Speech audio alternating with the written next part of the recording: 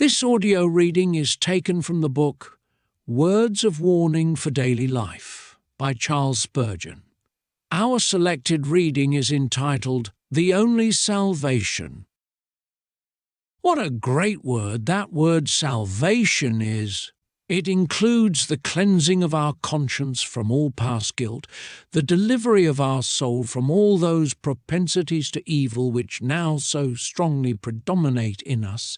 It takes in fact, the undoing of all that Adam did. Salvation is the total restoration of man from his fallen estate, and yet it is something more than that. For God's salvation fixes our standing more secure than it was before we fell. It finds us broken in pieces by the sin of our first parent. Defiled, stained, accursed, it first heals our wounds, it removes our diseases, it takes away our curse, it puts our feet upon the rock Christ Jesus. And having thus done, at last it lifts our heads far above all principalities and powers, to be crowned forever with Jesus Christ, the King of heaven. Some people, when they use the word salvation, understand nothing more by it than deliverance from hell and admittance into heaven. Now, that is not salvation. Those two things are the effects of salvation. We are redeemed from hell because we are saved, and we enter heaven because we have been saved beforehand. Our everlasting state is the effect of salvation in this life. Salvation, it is true, includes all that because salvation is the mother of it. But still it were wrong for us to imagine that that is all the meaning of the word. Salvation begins with us as wandering sheep. It follows us through all our mazy wanderings. It puts us on the shoulders of the shepherd. It carries us into the fold. It calls together the friends and the neighbours. It rejoices over us. It preserves us in that fold through life.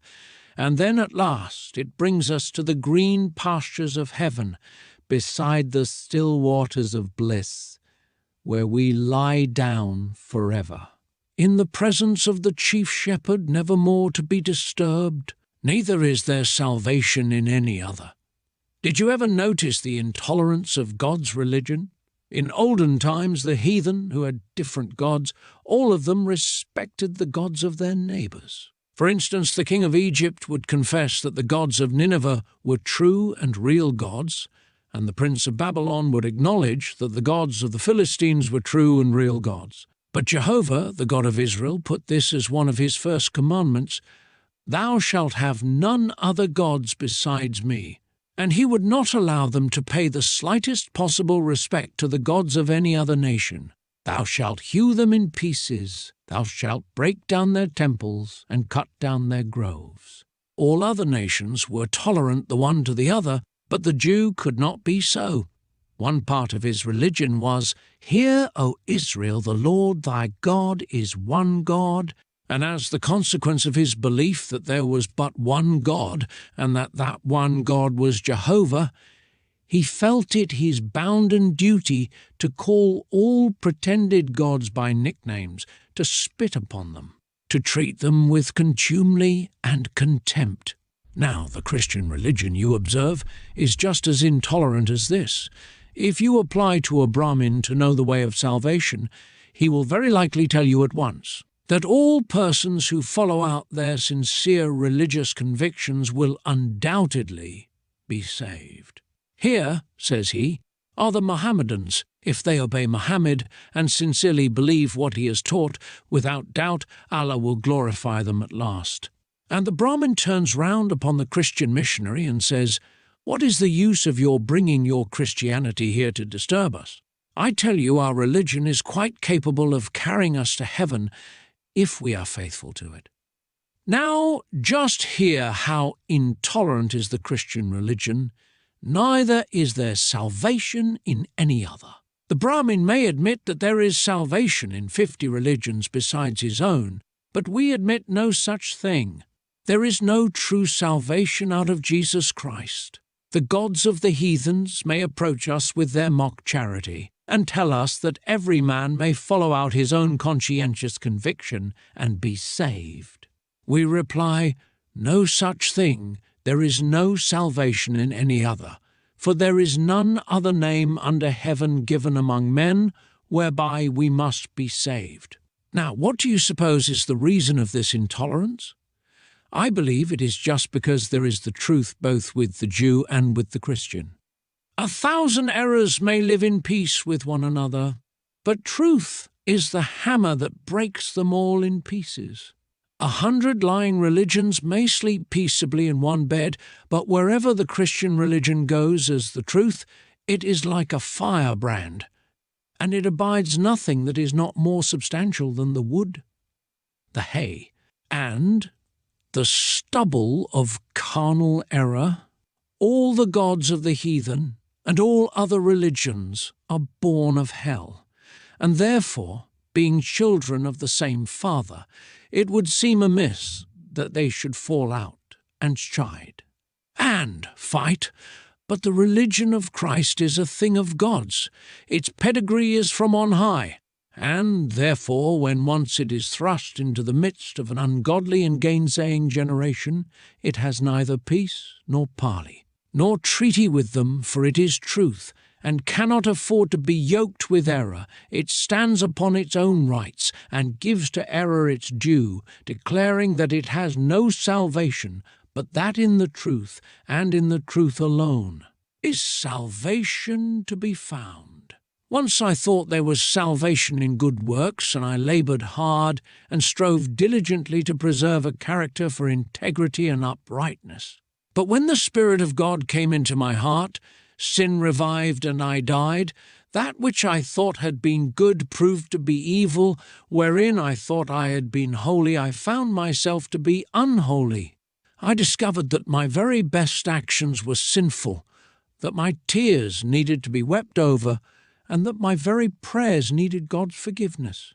I discovered that I was seeking after salvation by the works of the law, that I was doing all my good works from a selfish motive, namely, to save myself, and therefore they could not be acceptable to God. I found out that I could not be saved by good works for two very good reasons. First, I had not got any, and secondly, if I had any, they could not save me. After that, I thought, surely salvation might be obtained partly by reformation and partly by trusting in Christ.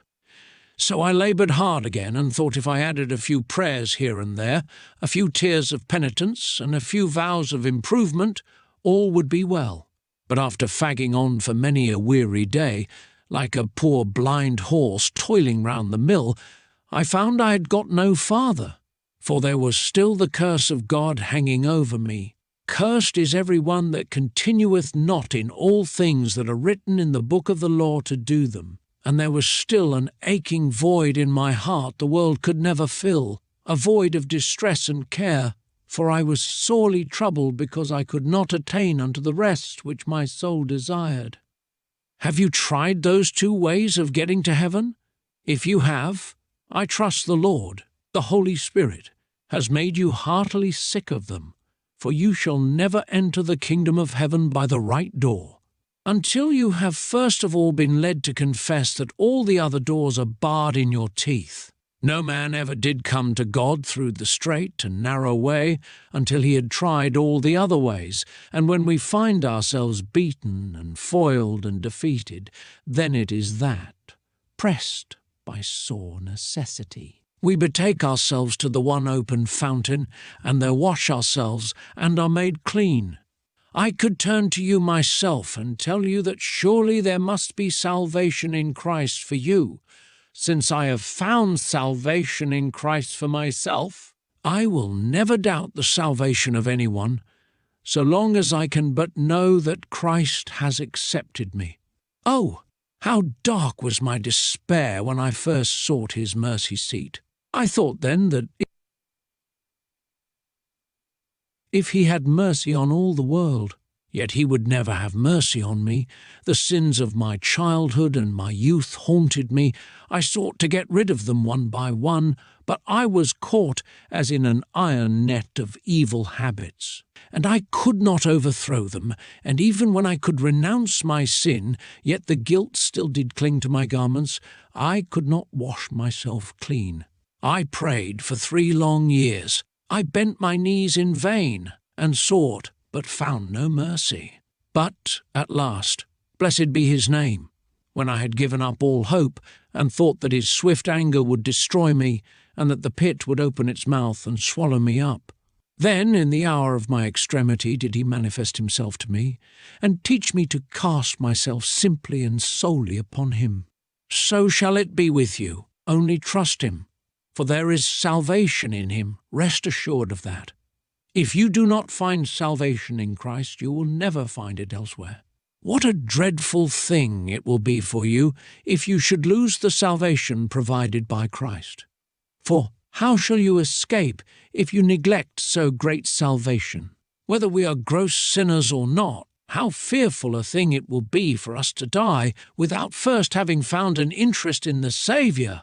O sinner, this should quicken you in going to the mercy seat, this thought, that if you find no mercy at the feet of Jesus, you can never find it anywhere else. If the gates of heaven shall never open to you, remember there is no other gate that can ever be opened for your salvation. If Christ refuse you, you are refused. If his blood be not sprinkled on you, you are lost indeed. Oh! If he keeps you waiting a little while, still continue in prayer. It is worth waiting for, especially when you have this thought to keep you waiting, namely, that there is none other, no other way, no other hope, no other ground of trust, no other refuge. There I see the gate of heaven, and if I must enter it, I must creep on my hands and knees, for it is a low gate. There I see it. It is a straight and narrow one. I must leave my sins behind me and my proud righteousness, and I must creep in through that wicket. Come, sinner, what say you? Will you go beyond this straight and narrow gate, or will you despise eternal life and risk eternal bliss? Or will you go through it humbly, hoping that he who gave himself for you will accept you in himself and save you now, and save you everlastingly? This concludes our reading. Thank you for listening.